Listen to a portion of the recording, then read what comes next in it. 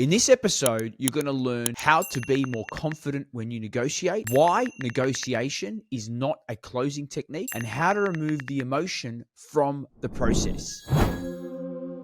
Welcome back to another episode of the How to Sell podcast. I'm your host, Luigi Prestinenzi, and as always, I'm grateful that you've decided to show up for what will be a very interesting episode because we're going to be talking about the tactic of negotiation. But before we jump in, just want to say, if you're a long-time listener, thank you very much for showing up and being part of our community. We value having you part of our community. And if you're a first-time listener, thank you. We hope you take away some tactical insight that will help you sell more. And this week we have a really interesting episode. As I said, we are going to be talking about the art of negotiation. And maybe during this episode, Dave, our hosts can help me negotiate getting you off the podcast so I can take this podcast back. One, I am appalled that you said that, Louis. It's if you're listening to this podcast, you know how much of a a-hole Louis is. So this is probably no shock to you that he brought this up. And he couldn't bring up about Chelsea because we won and we were in the finals. So, Louis, did thanks, you guys mate. Actually win a game? That's fantastic. So it's It's not about you and I. It's not about you and I. We've got Brian on the call. So let's bring in Brian, shall we? Yeah, well, welcome, Brian, to the How to Sell podcast. We're really excited to have you on. David and Luigi, I appreciate you having me. This is going to be fun. How to Sell podcast. I saw this title when I saw it come across my desk. I was like, now that's a cool podcast. I like that name. And by the way, Luigi, you know, you can do amazing things with technology. David would not even know he wasn't there. You can just click a button and... I'm getting double teamed.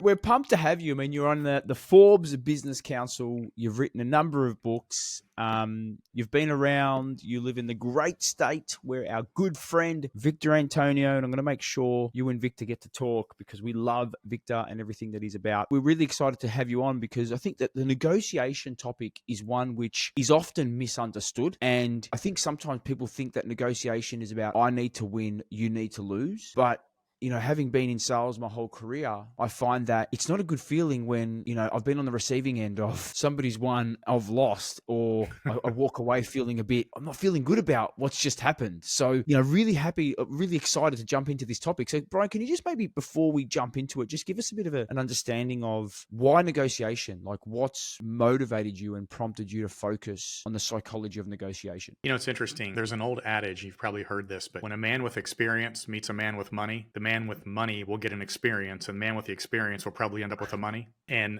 I tell people all the time when you're learning sales and negotiation that you need to get good at it if you're going to be in business or in sales, because if you're not, and you come up against somebody who is good at sales and negotiation, they're going to give you an experience. They're going to take you for a ride, and they're going to feel just like you told me that you don't feel good about it because somebody was better at it than you. This is why I tell people, either learn how to do it, learn how to get good at it, or bring somebody else in to your organization who is good at it, who can help you before somebody takes advantage of you. So it's of critical importance. I wish I heard that saying about 10 years ago, because literally been through something exactly what you just said then. I just had a flashback and a bit of cold chills when you mentioned that. I'm like, oh, that's so true.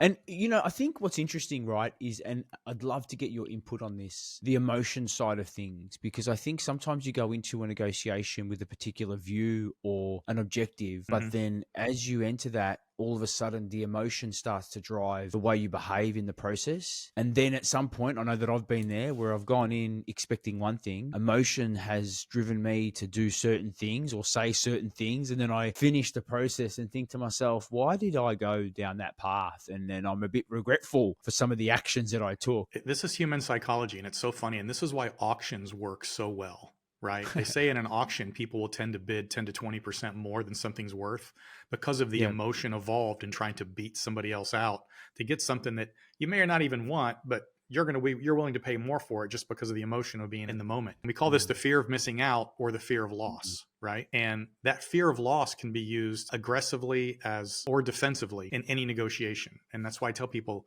you've got to keep your emotions in check whenever you're in a negotiation environment, because if you don't, that emotion will drive you to either pay more than you should or take less than you could. One of the other examples I use is, and I got this off of a Richard Branson book, he always says, hey, if your first offer doesn't insult them, you've offered too much. And the genesis of that statement is that any good negotiator is more than likely going to say no to the first thing you offer. Think about any negotiation you've ever been in. If it's a negotiation by nature, you are negotiating. So your first shot across the bow is going to be a no. Well, if the first shot across the bow is going to get a no from the other side, then you either need to offer less if you're selling or ask for more if you're buying, because we know we're in this negotiation environment.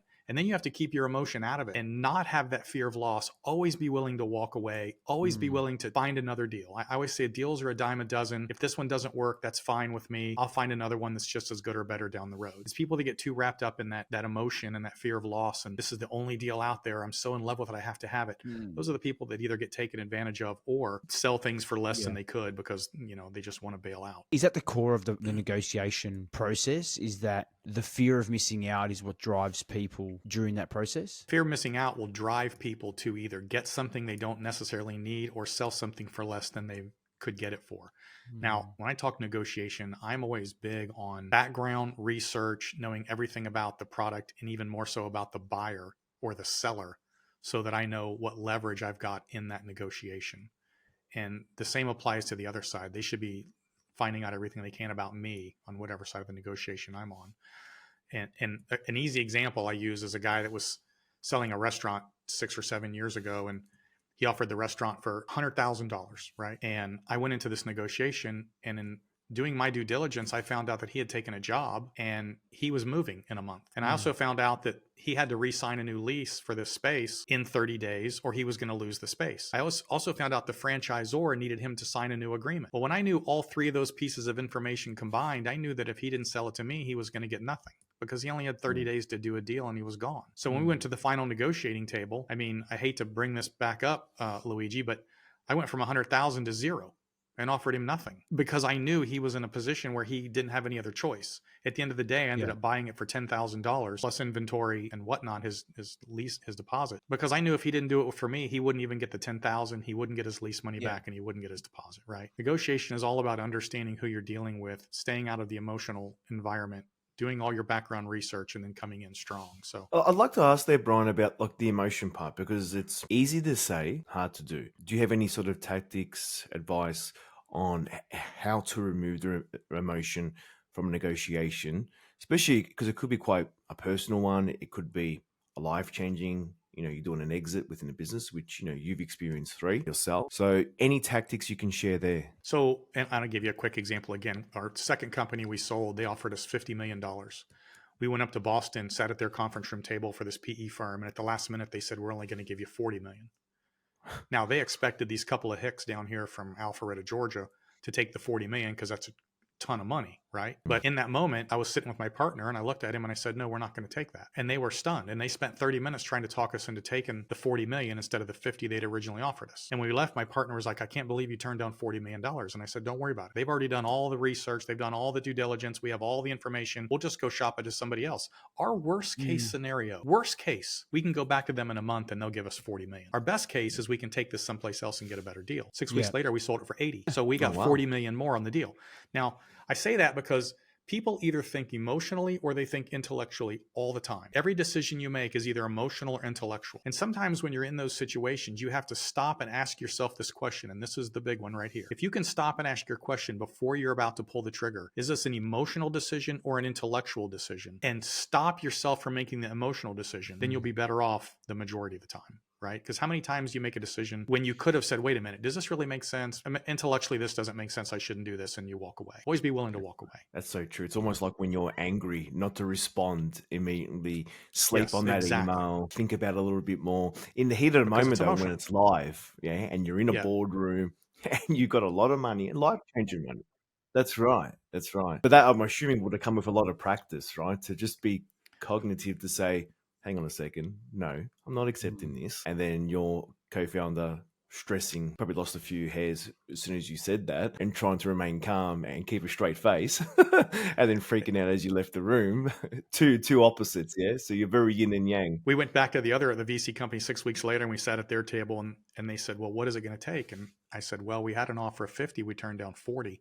So we're not taking less than that for sure. In fact, we think it's worth more. And they said, well, what if we give you 50 plus 30 on the back end? And I was like, and we left that. And my partner never says anything in the meetings. We get in the cab and we're driving to the airport. He looks over and he goes, oh, that worked out. I said, I told you. The thing that I love, when it comes to that emotion component is around that 92% of decisions are made with emotion and then we justify it with logic, right? So what I'm taking away from what you shared is try to really disconnect the emotion from the logical side of things and do it quite quickly so that you're not making decisions in that emotional state. But Brian, I just want to go back a step, right, to that negotiation of the restaurant. How did he react when you offered zero? Well, he was shocked. Of course, Yeah. right? So I knew I held all the cards. He was sitting across from me. The broker was sitting to my right. And I said, I got to be honest, I'm not going to give you $100,000. My offer is zero. I'll give you your deposit back and I'll buy your inventory. And then, as we all should know in negotiation, once you've thrown the gauntlet down, the next person to talk loses. And so we just sat there and stared at each other. And after about a minute, he goes, well, I can't take zero. And as soon as he said that, I was like, I own this guy. And I said, okay, well, I can't offer you 100. So to be very honest with you, let's settle on like 10. Then we ended up talking for 20 more minutes and he settled on 10 because I knew he had no place else to go. So can I provide an different perspective? Sure. What if you're sitting here listening and thinking, hey, Brian, that's super ruthless, right? Mm-hmm. Why can't there be a situation where he wins and you win? Because he's obviously put some sweat, effort, time into his business. Why couldn't there be a time where he gets a bit more? So in my scenario, he did win. He got out of a franchise agreement that would lock him in for 10 years. He got out of a lease that had a 5-year personal guarantee. He got out of a business with essentially about $35,000 of cash that he wasn't going to get otherwise. If he did not do the deal with me, there was no time left. That business would have completely folded and he would have got nothing and he would have had to clean up the scraps at the end of the day. So from that perspective, he did get something out of it. But from my perspective, I mean, very honestly, if it comes down to my family or his, my family's going to take precedence in that. And I did the best deal that I could get for my family and didn't completely kill him on the way out. I love that. And I'll tell you why I love that. Because at first, I'm thinking, man, Brian, you're brutal, right? But then now that you've actually mentioned that, you are right.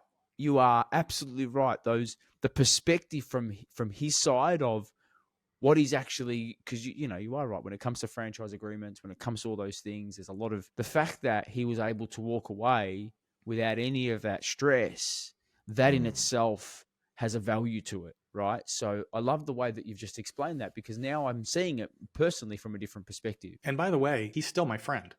Like, somebody the other day told me, I was having lunch with Mike, and this was like, I don't know, 6, 7, 8 years ago. And he was talking about what a great business person you are. And so, he's still my friend. Fantastic. So if we can just jump from your book, right, what's probably, and we'll make sure that we put the link to your book in our show notes for our audience. What's one of the key takeaways that will help our audience negotiate more effectively? So I talk about in my book, and the title is The Psychology of Sales and Negotiation, right? Because sales and negotiation is really all about the psychology of what the other person is thinking and how the other person is reacting to the things you're saying and the things you're doing. And if you understand how they're thinking and how they're reacting, it allows you to be a better negotiator on your side. If you were doing or saying to you what you're doing or saying to them, how would you react? And if you know how you would react, and if it's negative, then the next thing you need to figure out is, how do I overcome my own negative reaction? Because if I can overcome my own negative reaction, then I can figure out how to overcome their negative reaction to move the deal forward. Yeah. So this is all about what everybody's thinking, what they're thinking, what I'm doing, how they're reacting. We call this overcoming objections before the person has them. If I can overcome your objection before you have it, and I do this through talking and questions and background information, if I can overcome your objections before you have them, then I don't have to deal with them later on in the sales process. And that is really the key to master sales. That's awesome. So what you're doing is you're essentially preparing beforehand to understand what are the barriers that could come up. And then you're tailoring your position or your pitch or your deal based on those barriers so that you're removing the barrier before they come up, before that tension rises. Yep.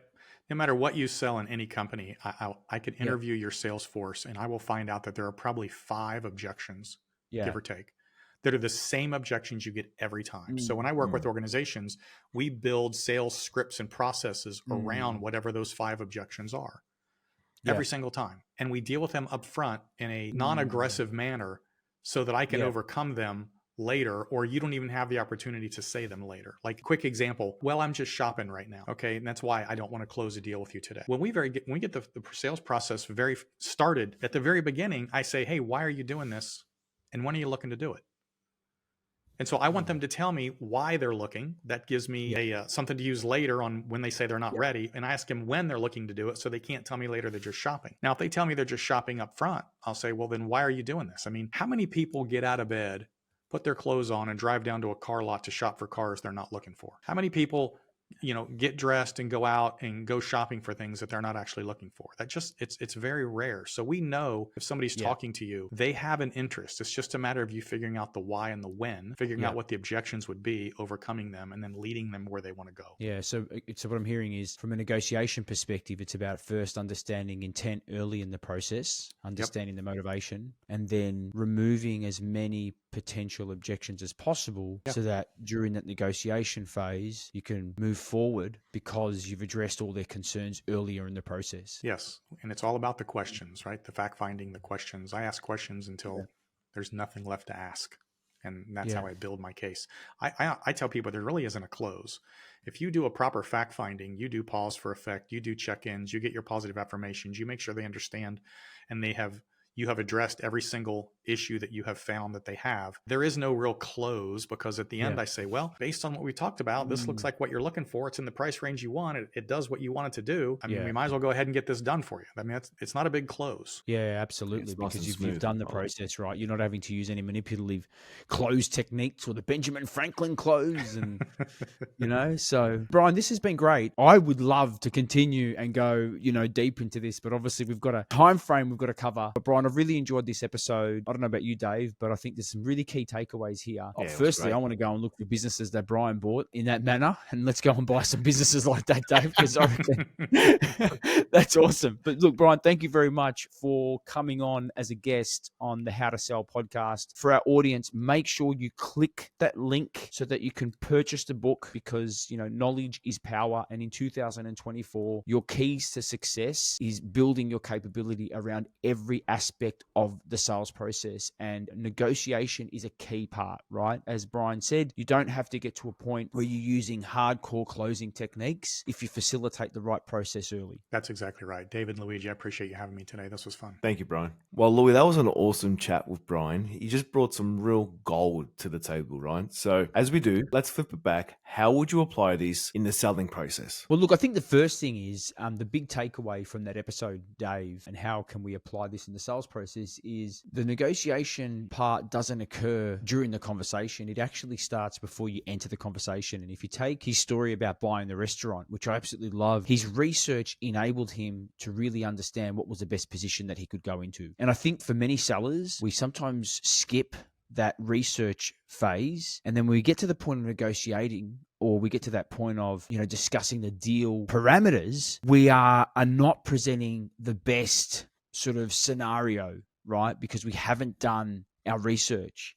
So first thing, before moving into any sales process, any negotiation process, do your research so that you've got a clear understanding of the state of play. Second thing, which is key, right? Remove that emotion. Now, I loved what he shared, because if you have a skinny pipeline, if you don't have many deals in the pipeline, you're going to try to hold on to every deal that you've got, right? And you are going to be emotional, because you're going to be like, no, I can't lose this. And this is where desperation comes into it. And you'll give up anything to get that deal. And we see it all the time. We see, I'll discount to get the deal done. But like Brian said, be prepared to walk away, but you can only be prepared to walk away if you've got other deals sitting behind, and have confidence knowing that you've got other deals sitting behind that deal. And, we've all been there. I've been there where I didn't have many deals and I'm like, I really, really need this one to close. And in my eyes, I didn't show that I was feeling like I needed it, but there is always that feeling that it's there, like you behave differently. Yeah. So